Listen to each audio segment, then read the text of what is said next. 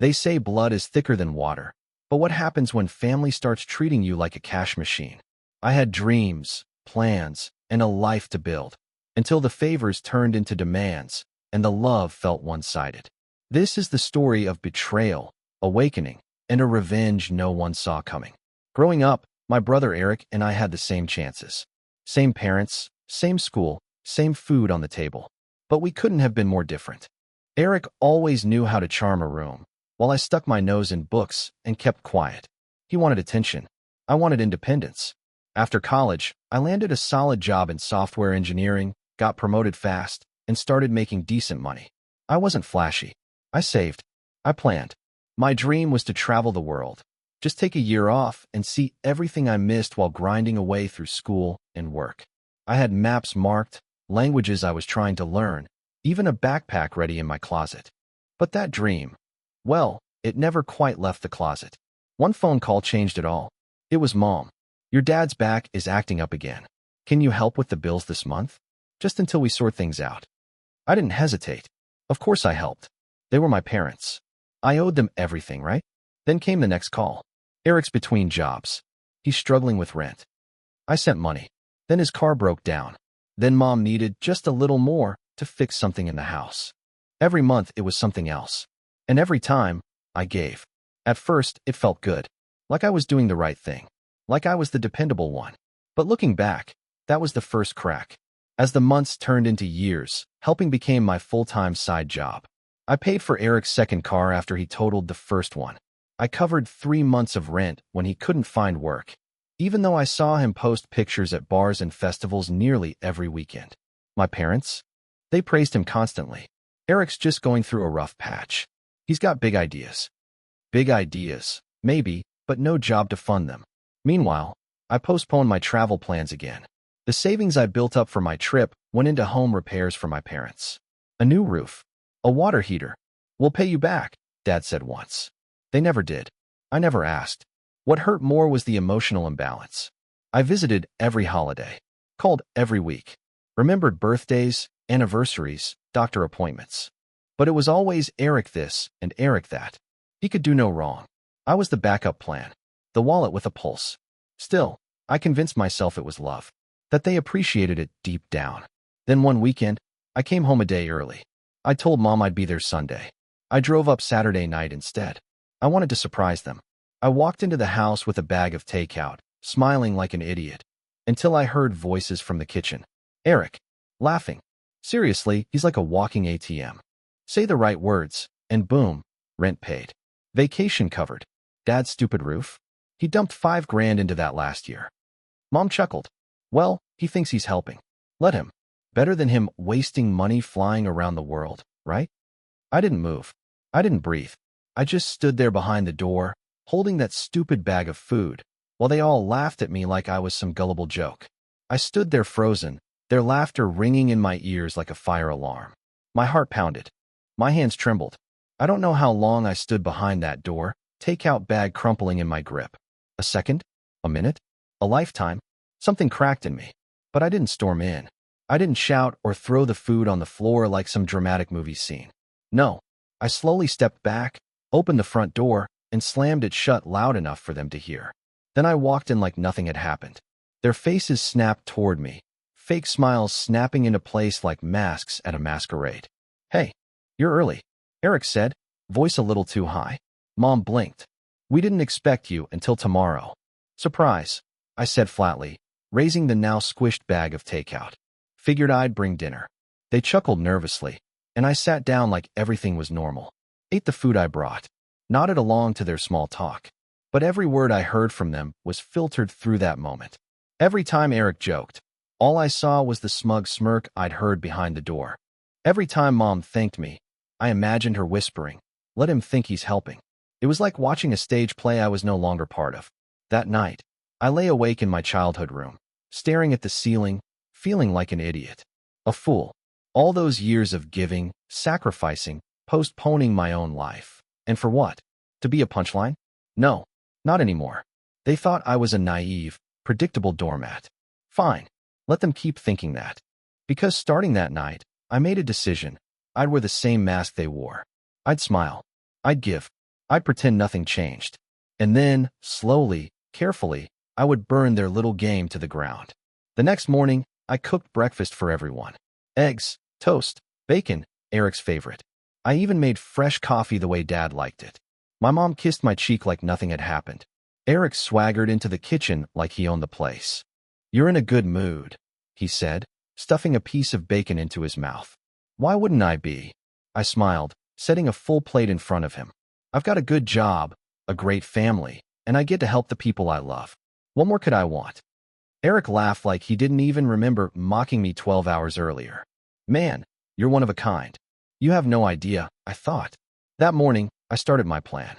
I wasn't going to rage. I wasn't going to scream. I wasn't going to argue or play the victim. I was going to make myself indispensable. Again. But this time, with a twist. Over the next couple of months, I leaned hard into being the helpful son. I paid off Mom's credit card debt without being asked. I gave Eric money to start a business, which of course, I knew he'd blow. I fixed the broken garage door. I even surprised Dad with a brand new recliner after he hinted that his old one hurt his back. They loved it, ate it up. Every thank you was syrupy sweet. Every phone call was suddenly filled with praise. "You're such a blessing, son. You're the only one we can really count on. You're not like your brother. You follow through." Oh, there it was. The old divide. While they were busy flattering me and using me, I was collecting every receipt, every bank transfer, every favor I did for them. Not for reimbursement, for the court. You see, what they didn't know was that I'd been working with a lawyer quietly for years, mainly to structure my finances and future travel plans. Now, I added a new task, preparing legal safeguards. Just in case, I started creating boundaries, legally and strategically, because when the rug got pulled out from under them, I wanted it to be clean, irrefutable, surgical. The best revenge isn't loud. It's quiet. Until it isn't. Once they were fully comfortable with me playing the doting son and the generous brother, I moved into the second phase of my plan, making them dependent. It wasn't hard. Eric asked for another loan, this time for a surefire investment in crypto, something shady a friend of his was pushing. I told him I'd consider it, but only if he gave me a signed IOU, just for the records. He laughed, called me overly formal, but signed it anyway. Another document in the file. Meanwhile, I started suggesting improvements to my parents' home. A bathroom upgrade here, a new AC unit there. I offered to cover the costs through a family support fund I'd created. That was the name I used. It sounded warm, harmless. In reality, everything I spent was tied to contracts. Quiet, well-documented, lawyer-reviewed contracts that legally proved my financial contribution and created leverage over the house, should anything go sideways. And, oh, I knew it would. One afternoon, I brought my parents some groceries, and during lunch, I casually asked, "Have you two ever considered putting your estate in a trust, just in case something happens?" Dad shrugged. "What's the point? Everything would go to you boys anyway." I nodded. "Exactly. It'd just make it smoother. I can help draft something." They agreed. I volunteered to cover the legal costs. Spoiler. The trust we set up would make sure I controlled any decisions about the house or their medical care if they became incapacitated. The language was careful, subtle. My lawyer made sure of that. At this point, Eric had no clue what was happening behind the scenes. He was too busy spending my money, assuming I was still the fool he'd been mocking. I smiled every time he called me the reliable one. Because the higher they climbed on my back, the further they'd fall when I stepped aside. By the start of the next year, the trap was nearly set. I'd woven myself into every part of their lives, financially, legally, even emotionally. They relied on me for everything now, even if they'd never say it out loud. But I needed one more thing, a reason to walk away. A moment they couldn't talk their way out of. Something they did, publicly or undeniably, that would justify what I was about to do. I didn't have to wait long. One Saturday, I stopped by my parents' place earlier than planned. Again, I'd gotten in the habit of dropping in, mostly to see if the masks slipped when they didn't expect me. This time they did. I walked in through the back door and caught the tail end of a conversation. Eric was in the kitchen with my parents, waving a beer around like he was the king of the world. "Nah, he'll keep paying. Trust me. He's hooked on this whole good son thing. You know how people like him are, zero backbone, needs approval." My mom chuckled. "At least we know how to push the right buttons." That one hit different. Push the right buttons. Like I was some vending machine. Like my love and loyalty were just a lever they knew how to pull. I didn't step in. I just quietly took out my phone and hit record. I didn't need hours, just 30 seconds. Their voices, their words, laughing at me. I slipped back out the door. Later that night, I called a family meeting. I said I wanted to talk about some upcoming changes. We sat around the same kitchen table they'd laughed at me near hours earlier. I've been thinking a lot about my future, I said calmly. I've realized I've put a lot of things on hold. My dreams, my time, my money. My dad raised an eyebrow. Where's this going? I smiled. I think I've given enough. So I'm going to take a step back. No more loans. No more bailouts. I've already talked to a lawyer about winding down the family support fund. Eric scoffed. What? Did you find a girlfriend or something? I just stared at him. No, Eric. I found the truth. He laughed, but it was hollow. They didn't know what was coming. Not yet. But they would. And soon. The fallout from that meeting didn't hit right away. For a week or two, everything was weirdly quiet. I figured they were either in denial or trying to figure out a new way to guilt me. And sure enough, the calls started rolling in again, this time with a subtle new tone. Your father's medication went up. We're a little short this month. Eric's going through something rough. He just needs help getting back on his feet. Again. Each time, I politely declined. Not coldly, not rudely, just firm and kind. I'm sorry, I can't this time. I'm focusing on some personal goals I've postponed for too long. That line became my shield. Personal goals I've postponed for too long. I repeated it like a mantra. Eventually, the tone shifted from guilt to anger. You're abandoning your family, my mom snapped during one call. You've got the money, Eric texted me. You're just being selfish. Selfish. That word rang in my ears like a slap. After everything I'd done, after years of putting their needs before mine, I was selfish for saying no once. They didn't ask how I was doing. Not once. No one said, "Are you okay?" Or "What are these goals you're working on?" They didn't care.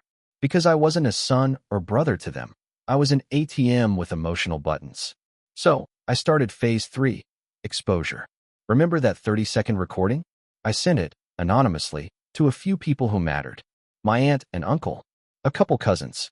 Even a family friend who always looked up to my parents. The audio was clear. Voices unmistakable. Their reactions were mixed. Some were shocked. Others pretended not to hear it. But one thing was clear. The image of the tight, loving family my parents tried to project had cracks now. Cracks I had no intention of patching. Eric called me 3 days later, furious. You trying to destroy us? I answered calmly. I'm just showing people the truth. Then I hung up. For the first time in years, the silence afterward didn't feel empty. It felt free. After the calls stopped, the silence lingered longer than I expected. No texts. No emails. No passive-aggressive Facebook comments from my mom. For about 2 weeks, it was like I didn't exist. It should have felt painful, but instead, it was like taking a deep breath for the first time in years. Then the silence broke, with a letter. Not an email. A handwritten letter from my dad. It was surprisingly short. You've made your point. But family isn't about who owes who. It's about loyalty. You're still our son, but we won't beg for your help. If this is your decision, then we respect it.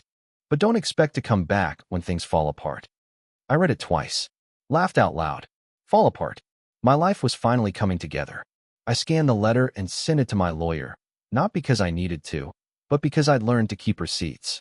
Every word mattered now. Every decision they put in writing would backfire eventually. Next, I visited the house. Unannounced. One last time. Eric was home. He looked like he hadn't slept in days. What the hell do you want? He barked when I walked in. I kept my tone casual. Just came to get a few things. Oh, and to let you know, I'm selling the car. What car? The one in your name that I paid for. Remember that little document you signed? I owe you. I'm calling it in.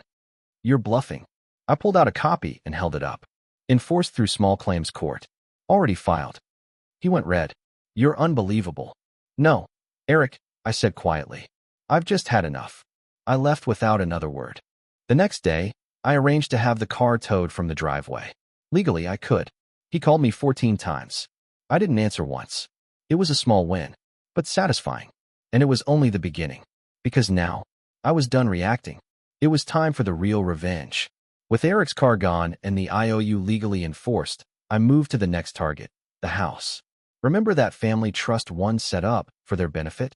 The one I graciously paid all the legal fees for? Yeah, it wasn't just a symbolic gesture. It gave me partial control over key decisions involving the property, repairs, renovations, and, more importantly, ownership rights in the event of debt or long-term dependency. They never read the fine print. They never questioned my generosity. Why would they? I was the good son, my lawyer, and I went to work. I started the process to claim full controlling interest in the house under a clause they'd signed off on. A clause that activated if the trust contributors, me, had covered over 70% of the home's expenses in the last 5 years without reimbursement. I had the receipts. Every roof repair, every plumbing fix, every new appliance I bought with my money. At first, my parents were confused, then angry. Mom called me, her voice tight. "What are you trying to do? Take our house?" "No," I said calmly. "You already gave me that power. I'm just using it." "You wouldn't." "You bet your ass I would." There was a long silence on the other end. Then a broken, trembling, "Why?" That one stung. For a second. But I reminded myself, they laughed at you. They used you. They don't care until they lose control. I wasn't throwing them out. Not yet. I was making a point. Taking away their security blanket. Showing them that I was no longer afraid to pull strings. Eric lost his mind when he found out. "You're evicting Mom and Dad? Are you insane?" "No one said eviction," I replied. "But if they can't cover their half of the expenses, they'll have to downsize. They're old, and I was loyal. Life's unfair." He threatened me, screamed at me, said he'd go to the rest of the family, expose me. I welcomed it, told him to send them the audio recording while he was at it. Next, I sent my parents an official notice. They had 60 days to either begin paying their portion of upkeep or legally vacate the house under the terms of the trust. I signed the letter. "With love, your son, the walking ATM." The 60-day timer started ticking. At first, my parents were in complete denial. I heard through a cousin that Mom kept saying, "He's bluffing. He wouldn't dare."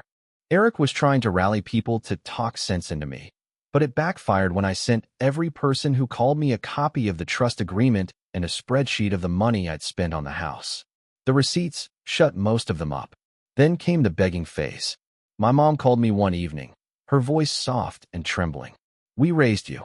We're your parents. We made mistakes, sure, but does it have to go this far?" I paused for a second before answering. "You didn't make mistakes, Mom. You made choices. And now I'm making mine." Then came the bargaining.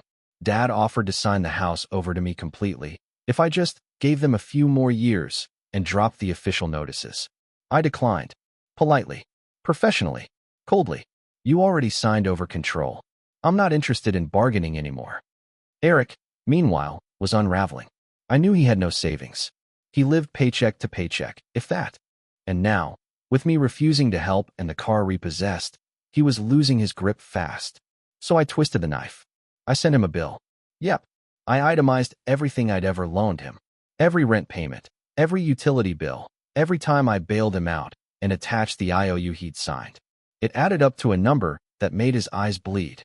"Pay it back," I said, "or I file another claim, this time with wage garnishment." "You're ruining us," he shouted over the phone. "No," I said. "I just stopped fixing what you kept breaking." The 60 days ended with a whimper, not a bang. My parents didn't pay, didn't respond. So I filed the paperwork. The house was now mine. And while I didn't evict them immediately, I made it clear they were now tenants. Rent was due next month. Eric? He moved into a friend's basement. Suddenly, the loser ATM wasn't so stupid after all. Word spread fast through the family grapevine, and the backlash hit harder than I expected. Some relatives took sides immediately, some with sympathy, others with judgment. Aunts and uncles called me cold and heartless. Cousins whispered that I was destroying the family. Social media posts hinted at money problems and family drama. The usual, but the ones who surprised me were my parents. Mom stopped answering calls. Dad sent a few curt texts, basically telling me I was on my own now. Eric? He went silent for a few weeks. Then, out of nowhere, he sent a message. "Can we talk?" I wasn't sure if I wanted to, but curiosity got the better of me. We met at a coffee shop near his new place. He looked haggard, far from the cocky guy who'd mocked me in the kitchen years ago. "I messed up," he said, eyes avoiding mine. "I took you for granted. I'm sorry." It wasn't an apology that would fix years of disrespect and manipulation, but it was a start. I'm glad you see that, I said. But it's not about me forgiving you right now. It's about you understanding that things have consequences. We talked for a long time about choices, responsibility, and what it really means to be family. It didn't erase the past, but it was a crack in the wall. I'm not naive. I know some family members will never change. Some bridges have been burned beyond repair. But sometimes, the loudest revenge isn't about destruction. It's about reclaiming your dignity and showing that loyalty has limits. After that meeting with Eric, I realized something important. Revenge isn't just about punishment. It's about healing and moving forward. I started focusing on rebuilding my life on my terms. I booked my first trip in years, a solo trip to Europe, just like I dreamed back in my 20s.